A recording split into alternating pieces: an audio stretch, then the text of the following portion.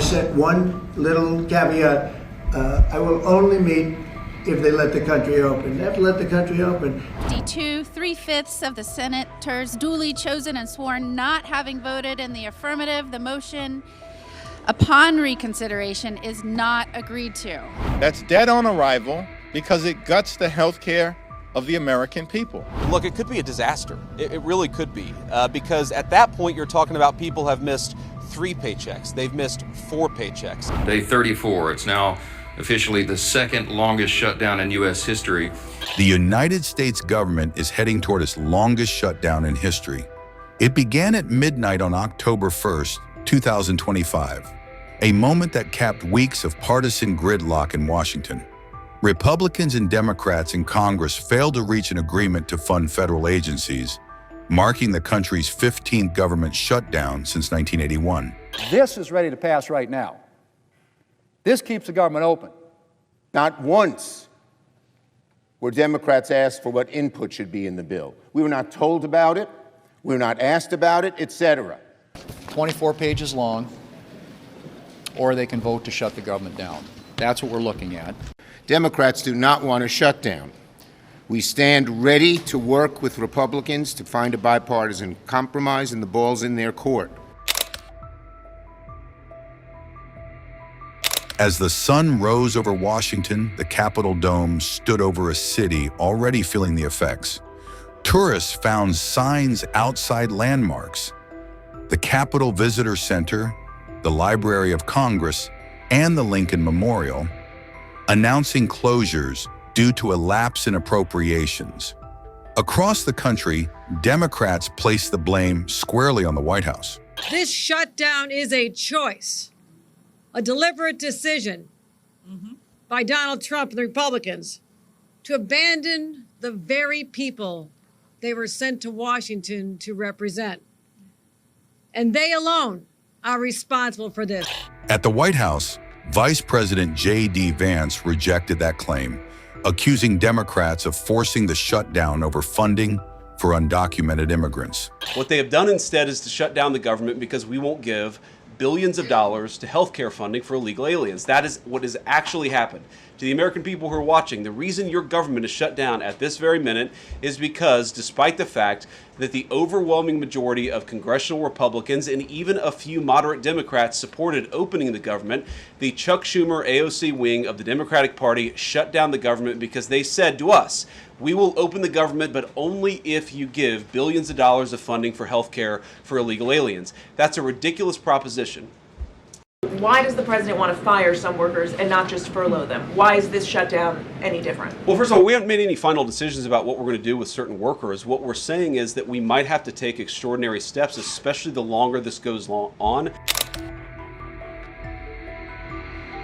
Stressful because you just have all this uncertainty. So I wish they would just get their act together so that we can all do what we do best at work, which is work and work for the American people. Fear of a shutdown? No, there's no fear. There's no fear. Shut it down and we'll still thrive.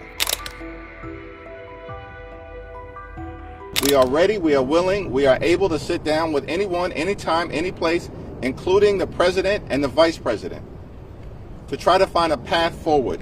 Ms. Baldwin.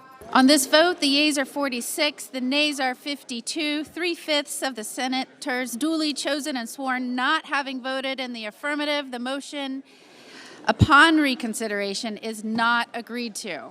The Senate Democrats have chosen to shut the government down. By early November, the shutdown had surpassed 35 days, matching the record set during Trump's first term. With no end in sight, political leaders remain locked in blame.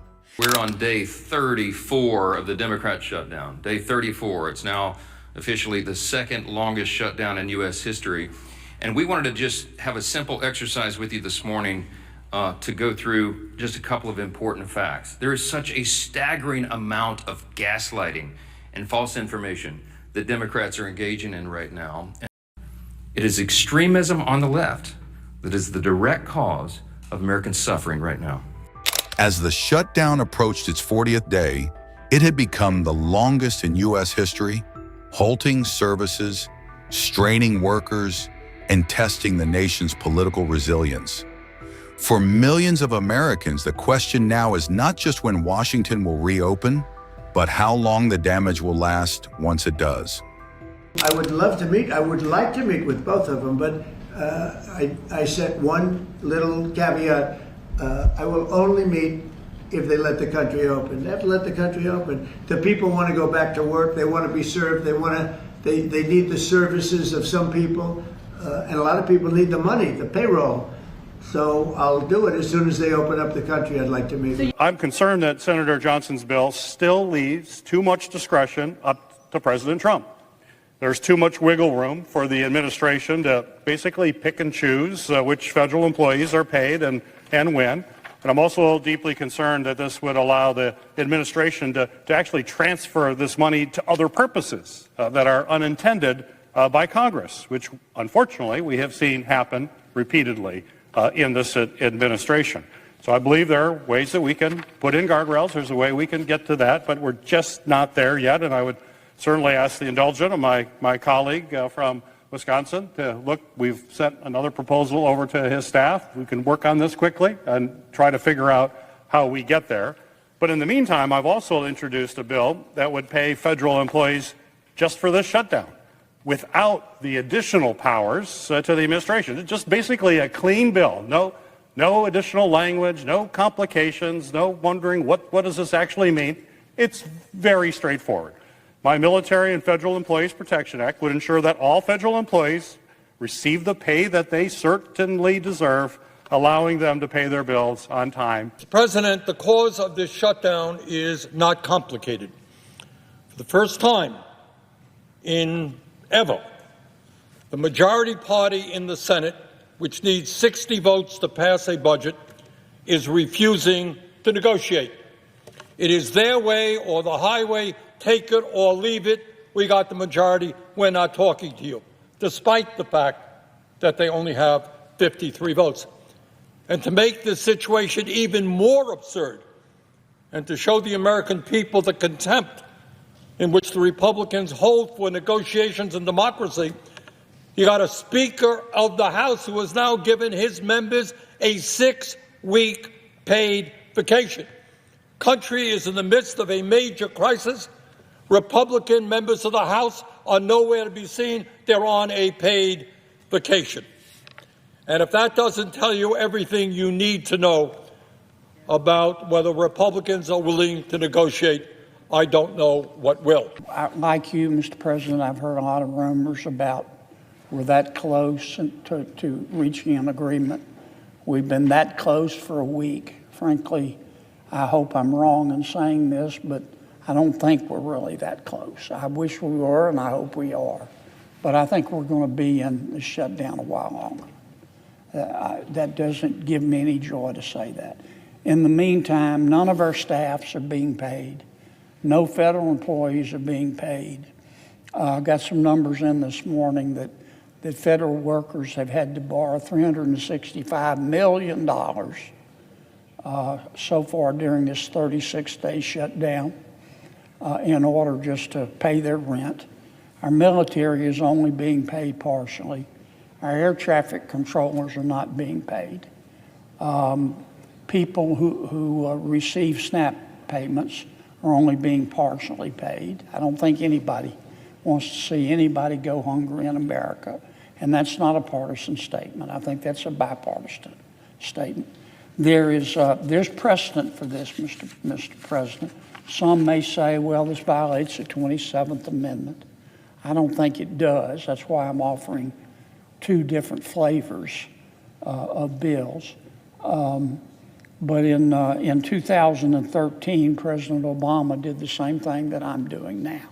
They were in a shutdown, and President Obama supported legislation that said, if you don't open up government by this certain date, then you're going to lose your paychecks. And guess what? Members of Congress had an epiphany, and they found religion. They had a Damascene moment, and they opened up government. And that's all this bill will do. I'm not trying to grandstand. I wasn't going to bring this bill. When I got back here Monday, I heard all the rumors like everybody else that we were close. And I hope we are close, but we're not close enough. And so I'll offer these bills tomorrow, and people can vote yay or they can vote nay. But what's good for the goose is good for the gander.